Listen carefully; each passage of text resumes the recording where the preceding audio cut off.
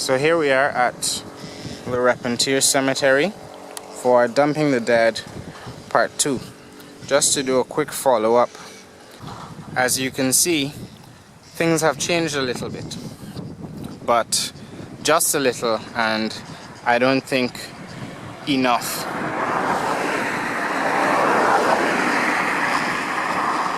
Guys, this is one of the main conduits into the city.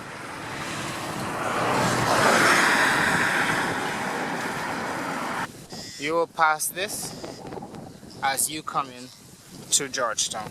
So for those of you saying my focus is only on hidden pockets of the city, please understand that this is very, very, very public. Thousands, and I'm not exaggerating, thousands of people pass here every single day on their way to and from work and business.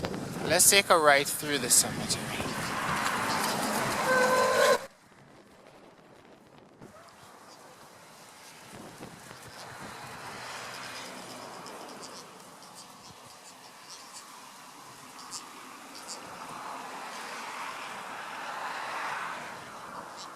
This is a memorial sign put up for Dr. Walter Rodney, and his grave is to be found right in here. If you're Guyanese and you're looking at this, I'm telling you some of your family is in here as well, in what is effectively now a swamp. It used to be a jungle until a few months ago. Part of the $1 billion spent to clean up the city was spent in this very cemetery. Across the road, down there, there's a massive mound in the distance I want you to see. That hill there is entirely composed of garbage. They've put some soil over it now, but that used to be the major landfill site in the city. And this is now where we are at with Le Repentir. Let's take a ride further down. Now guys, I don't know if you eat beef and if you like to have hamburger when you come into the city. I don't know if you go buy fresh cow's milk, but let me tell you this. Some of the places you'll see a cow in Guyana will make you reconsider vegetarianism. You may become an aggressive vegetarian if there is such a thing. Because, something else. I gotta show you that. That's okay. Well, viewer discretion is advised at this point, but that's a dog. That's a dog that someone just dumped into the trench. There's some people up there coming to visit their family members and loved ones.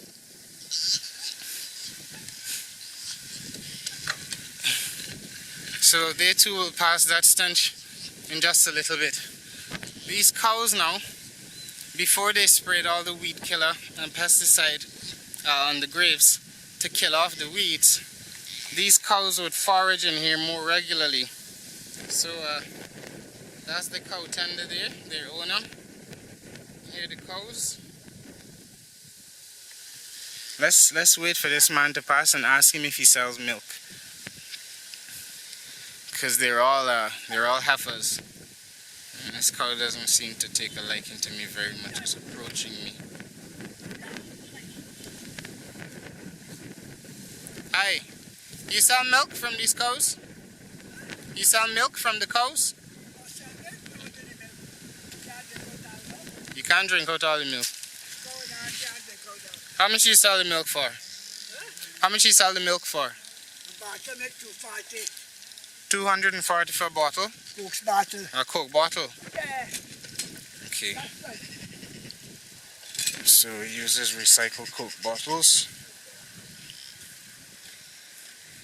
And he's taking his cows out to the graveyard now. Good afternoon.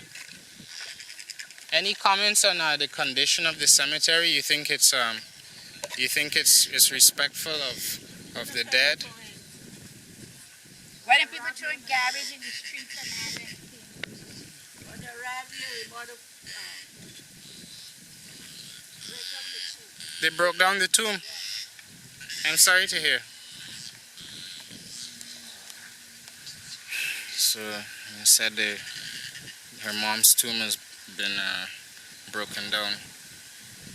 Let me just stand up here in the middle and give you a panorama of all 4 avenues. So we call this the first quadrant of Le Repentier.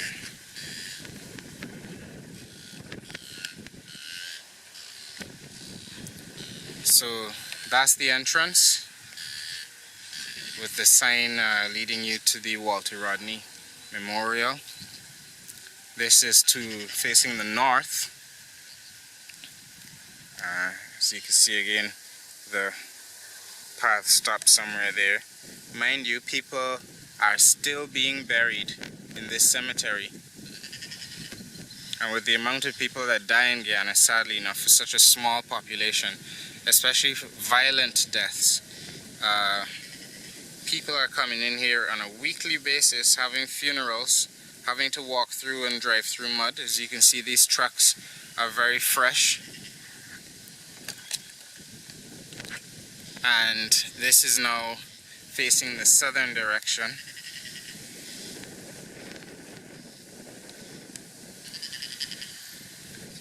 This is mass desecration of a burial site through total neglect.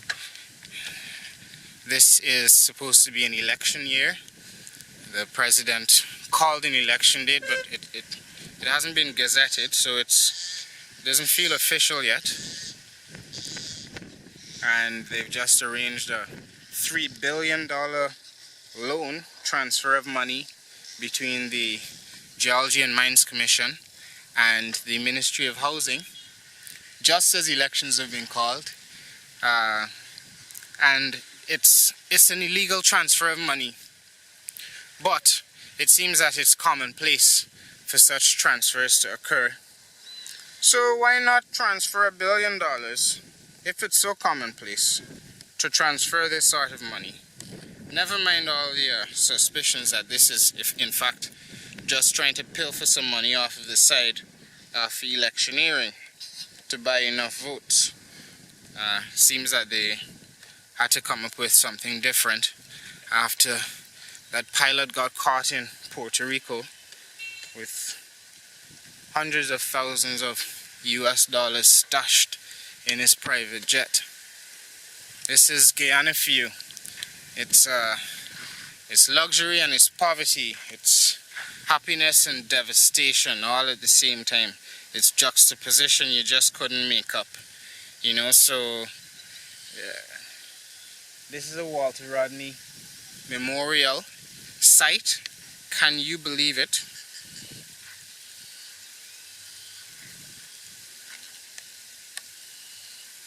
This is the site provided by the People's Progressive Party government of Guyana for the burial of all Guyanese. Now, not all Guyanese get buried here. Some Guyanese are cremated, so they don't need to be buried. And other people are buried in cemeteries up and down the coast. But take this as an example. A fish swimming in there. This is just so sad. I'm being a bit cautious here because we are known to have a problem in these areas with killer bees. I'm not even kidding. And killer bees being in the graves. So you try and keep your noise down to a minimum in these parts. But this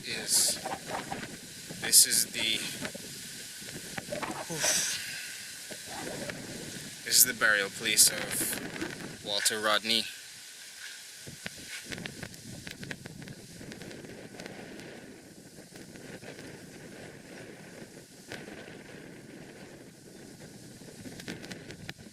This is the sign.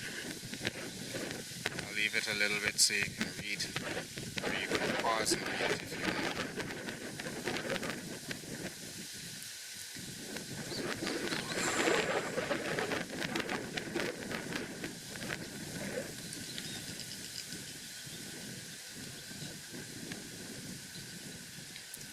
So there you go. History of a revolution. Oh my goodness. So that appears to be someone's femur or bone just sticking out of a grave there. So, jeez, man. You know, people find skulls and bits of body parts all around this cemetery because, A, some of the folks that build the tombs don't use the right materials. B, the tombs that have the right materials and the iron bars protecting the top, drug addicts are known to come in here and break the tombs up to extract said metal to go sell as scrap in the community. If these things happen and no one is there to stop it, no one's there to enforce the laws that we actually have, then this is what happens. So who do you hold responsible? Do we keep telling people that they're just dirty? Yeah, they're dirty, they're filthy actually. Some people are really filthy. They desecrate our environment. But some of those people are very ignorant. They're ignorant of how things should be, and that ignorance is due in part to the fact that no one is turning up to enforce these laws, right? The government are too busy transferring billions of dollars between themselves in slush funds and secret accounts, right? They're too busy flying on private jets to Miami when they need treatment for dengue fever, as people die on the hospital beds in Georgetown Hospital, at our public hospital, and women have to give birth on the sidewalk outside the hospital. I'm not making any of this up either, alright? As all of that happens, this is the environment that we have. Now, the second thing you may be incredulous about is this is just after the $1 billion cleanup campaign. And friends, if the past is anything to go by, this represents, for the people in charge, a finished job. And a job well done at that. I mean, given you could see from one side of the street to the other, and that completely was not the case the last time we were here. Yes, there was a massive amount of energy expended on this cemetery. It was clear for all to see, but they have stopped very, very, very far from the mark that we need to hit. People are still having to bring their own disused wooden pallets and crates.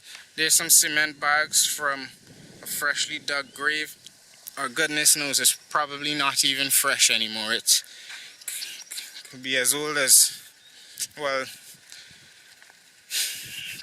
I don't know, I'm at a loss for words. Let's make our way down to the back and check out the cemetery. But this is your tour of Le Repentir. If you've ever been the person, for a long time I just drive by. Just drive through Cemetery Road, take a look left and right and say, oh my goodness, that's a bit dirty, you know, and keep driving. And at some point it occurred to me that, you know, if you die, if anyone you know dies, chances are, and I do know people that are in here actually, chances are you're gonna end up in here.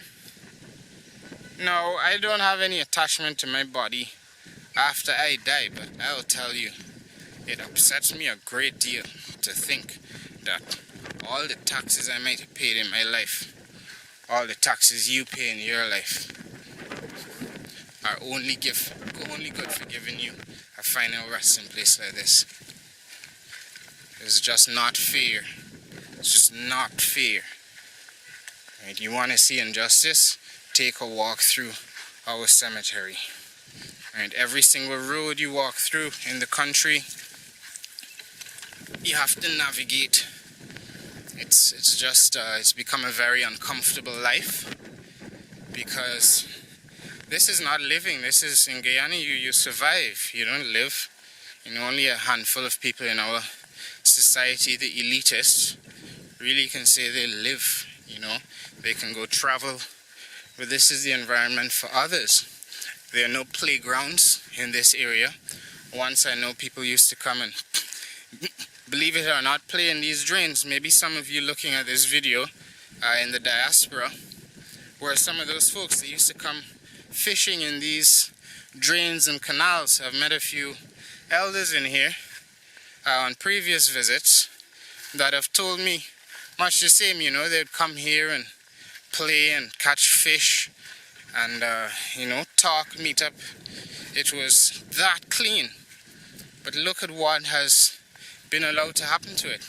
And we must ask ourselves, why is it certain places deteriorate in this country are allowed to just completely crumble? How addicted are we to political partisanship that every government must completely obliterate the trace of the last one, whether that means completely demolishing structures meant to actually preserve the integrity of our environment and ensure our well-being, right? Whether it means some of those same concepts are represented to us, like the Grow More campaign, right? That's been in effect for a long time.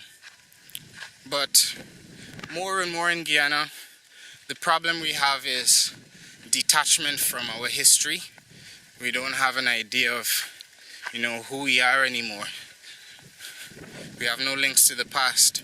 Our national television station is used as a conduit for party propaganda. Not everyone is given fair representation. These are the facts of the Guyana of today. We have human rights abuses. We are trafficking in persons, young girls 16, 14 being trafficked into the interior for sex. This is the kind of thing we have going on in our country, right? There's a man cooking. He's got a little fire burning next to the grave. This was another man that didn't want to be filmed, understandably, also sitting next to a grave. It's not just environmental destruction and desolation, it also has a human dimension in this place.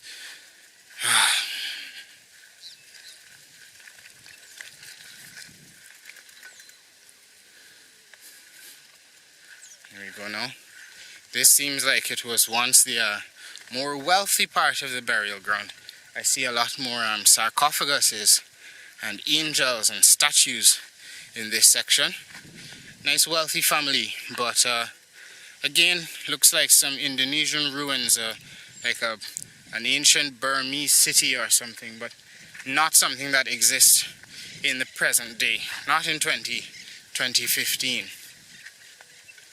It just doesn't seem possible. There you go. If you ever, going camping, you need to make a fire, you just come down here. This is Le Repentir. You get your firewood anytime, or maybe they think people are coming to do a bush cook with, with their dead ancestors. They come and just bring you your ingredients and your fish and your beef, and you come and cook. You just break some firewood off. In any other country, I do believe there would have been a device called a wood chipper that would convert all this great composting material into wood chips, and said wood chips could be used to bring up the level of the landscape. They need to bring in some dirt, right? Raise the level of the landscape, and it could actually help with landscaping. You could put some of this same mulch, maybe corner off a 1 inch or a 6-inch cordon around every grave, and you could put some of that material to stop grass growing up there and give the brush cutter man an easier time of it. It's a bit late now, but if we had some sort of regularity in the spacing between these graves, that would also enable us to plan effectively. We could maybe get a brush cutter or one of those seat, the lawnmowers with the seat on them, and you'd have maybe a 1 foot gap between the graves or something like that, and okay, well, a blade of X dimension on a vehicle of X dimension would cover the entire burial ground. Last I checked, there was one brush cutter for maintenance of this entire space. So again, we enter the rear end of the cemetery now, and this bit hasn't been cleared. They've just done the major felling work here, like chopped down most of the big trees. There's some huge palm trees that sprung up in this area, but all the reeds and shrubs have by and large been left intact, and that's probably because they haven't had the beekeepers to come through here yet and clear the bees, because there are a lot of bees in this area. There are snakes and there are alligators as well, or caiman rather. So we're gonna head a little further down and take a look at the new mortuary facility, because someone went and built a morgue. I have no doubt it's a private individual, because with our current crop of neoliberalists in Guyana, undoubtedly it must go to private.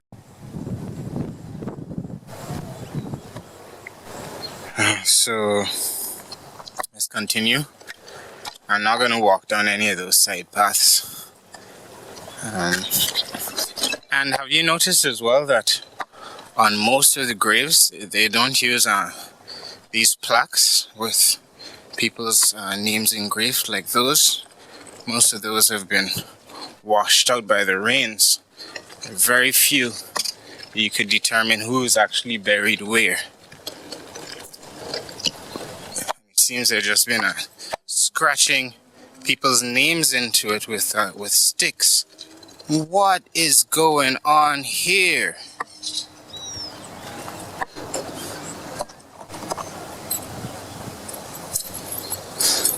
So this is a break in the road.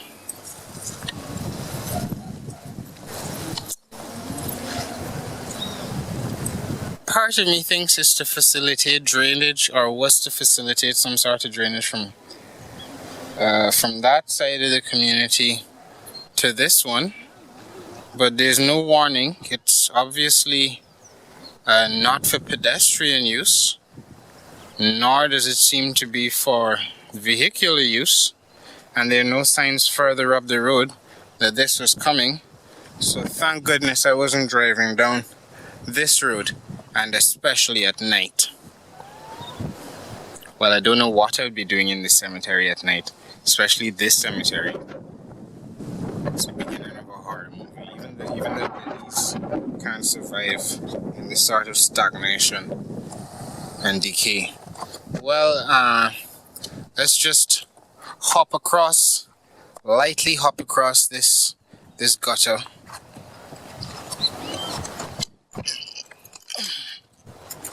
With my bike in hand.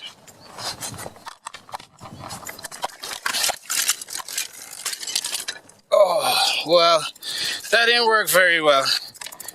And I just fell into the drain.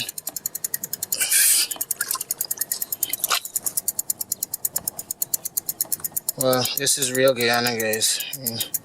Not making it up. I'm just gonna pull my slipper out of the mud. That's my slipper down there.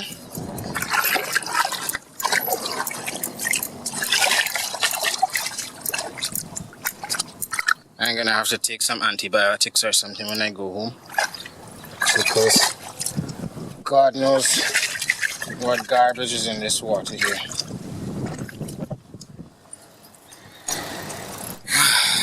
Well, yeah, you can take that to the press. Real Guyana fell in the drain at the cemetery.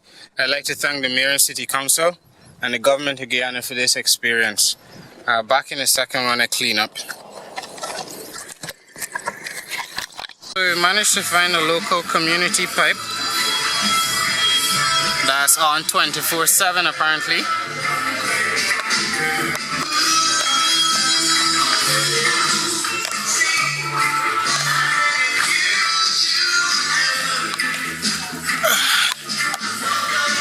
Yeah, a woman passing saw me fall into the drain.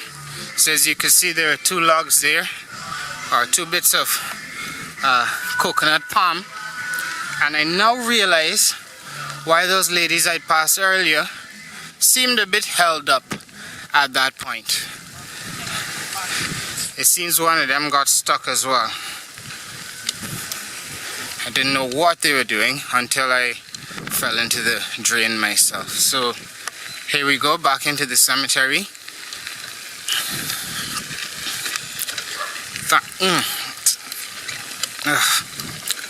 Open your mouth at the wrong time in this place, and it's a smell you can't believe.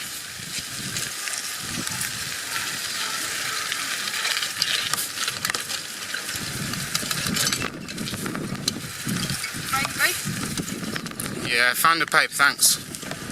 There's a pumpkin patch someone's growing. So a little further in. It's just totally disgusting. Because all the young people are riding through here. It's the kind of environment they've grown up with and only known.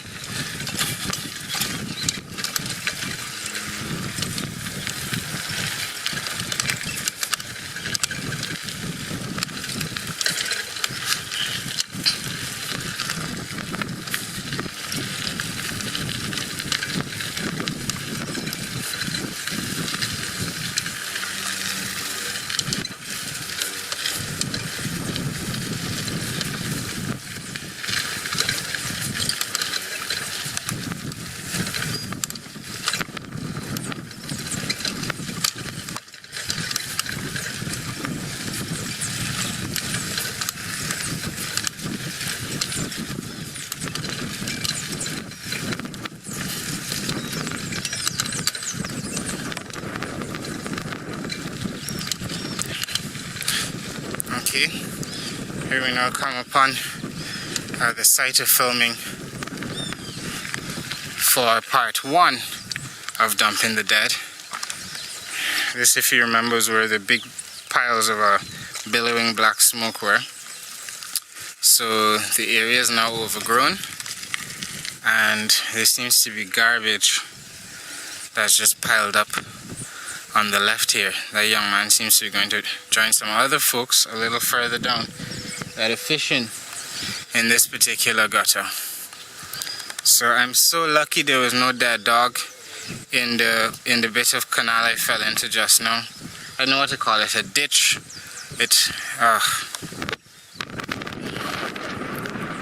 Well, don't say real Guyana doesn't take any risks for you, you know.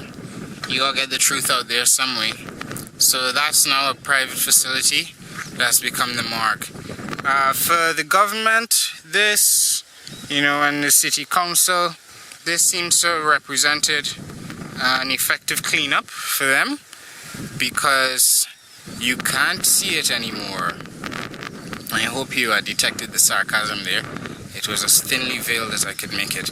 But they allow grass to grow up and much of this rubbish and the garbage, and they think people can't see it anymore. But this embankment was never here, and it's not meant to be here. What was supposed to be a road has been narrowed to a path. Some of these mahogany trees are just completely covered up. There's no tending to this site at all. So this is still a landfill dump. They're not the masses of black burnt out plastic that they were the last time around, but it's still unhealthy, and residents still have to pass through this community every day to and from work and school, and this is not fair, right? Now when most of these people are paying through the nose, they're paying VAT, 16% value added tax on their goods and services in this country, and every other form of tax the government can wrangle out of them. And you have to deal with falling in ditches, or is another cenotaph of some sort. 1931, erected in 1931, defaced in the 2000s. Are we progressing, or are we progressively getting more backward? There you go. This is a drain. You can tell the drain is more, the grass is a bit of a darker green color. Here we go. Everyone in Guyana just looks out for themselves. This is the private facility. It's now been erected. Let's go check the name. The place. This is the site of the old mortuary. So if anything positive has happened, it is this. It is that a proper crematorium has been built. So it's called Memorial Gardens. So just look inside the grounds. They could have that entire cemetery looking like that, right? This could have been a public facility as it once was. And like in many other third world countries, what ends up happening is public facilities are allowed to deteriorate to the extent that private entities are able to buy the land or the resource at cutthroat prices, and then erect their own thing and make their own private money. And apparently with trickle-down economics, everyone's supposed to get a slice of the pie. But as you can see, neoliberalism hasn't really worked very well for Guyana. The privatization of every sphere has left us in a position where no one's really looking at the public spheres. And those things actually constitute what makes up our life, you know. The environment is part of your life experience. Goodness knows where you want to take a selfie from in Guyana, but most people still seem to be into it. There you go. This, friends, is another path down to the graves. I kid you not. This is another path leading down there. Maybe one of your loved ones is in this section of the cemetery. How would you get to them? There you go. Another bridge. Just totally atrocious. Let's go back around here. Have another look at the crematorium. They've cleared what was once a stable down there, moved it. But look at the infrastructure. Even though private people are trying to, you know, develop their little infrastructure and contribute their bit, if that's what this is, and has no shady origins, because one must sadly be suspicious of everything in the Guyana of today. But there seem to be two sections. There's the crematorium for the Hindus over here, and you've got the mortuary for the Christians. The cross is hidden behind that palm tree over there. One is built like a temple and one's built like a church. Very harmonious. I appreciate the design aesthetic and, you know, trying to merge the two entities. And hopefully a building like this, you know, could be symbolic of what Guyana could be. There's harmony there. There's a cross and the Hindu symbol. You know, you're just missing that on a national scale. Even here though, friends, let's check what's going on at the side. Brand new second hand. Here we go. Construction buckets,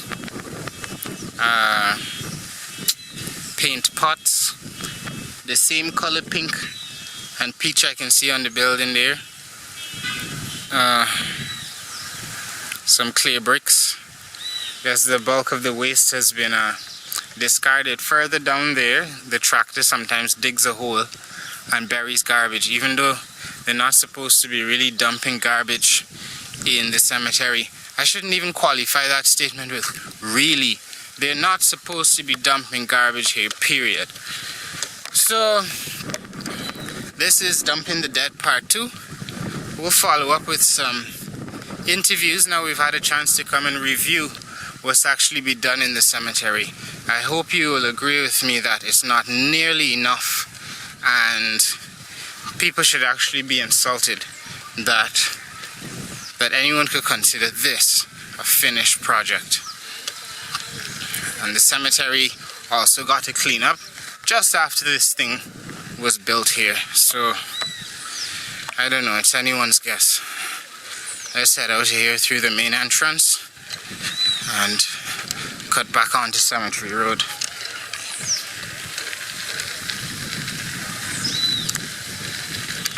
So very, very sad. This is the building for the people that should be maintaining the cemetery, and it's badly broken up itself.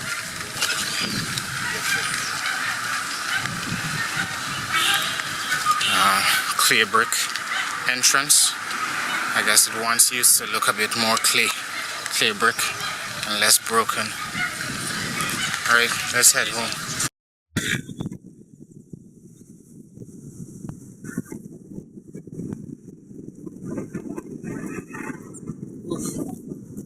We're now on the southern side of the burial ground. Southern connecting road.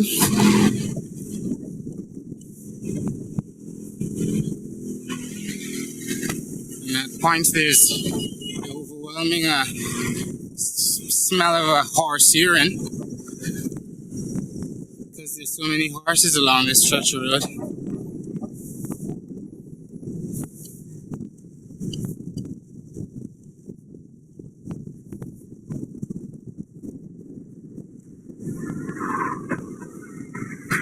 Alright, so I think that should be it for today. But I really hope you can see where the cemetery is concerned. I'm not horsing around at all. And we need to decide how much more of this we can really take and put up with. Because the corruption is destroying our country right before our very eyes.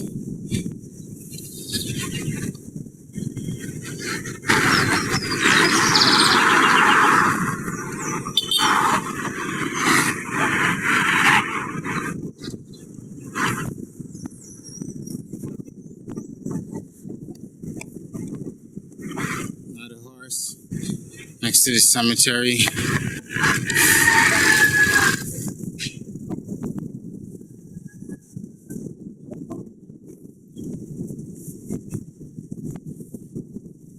More horses.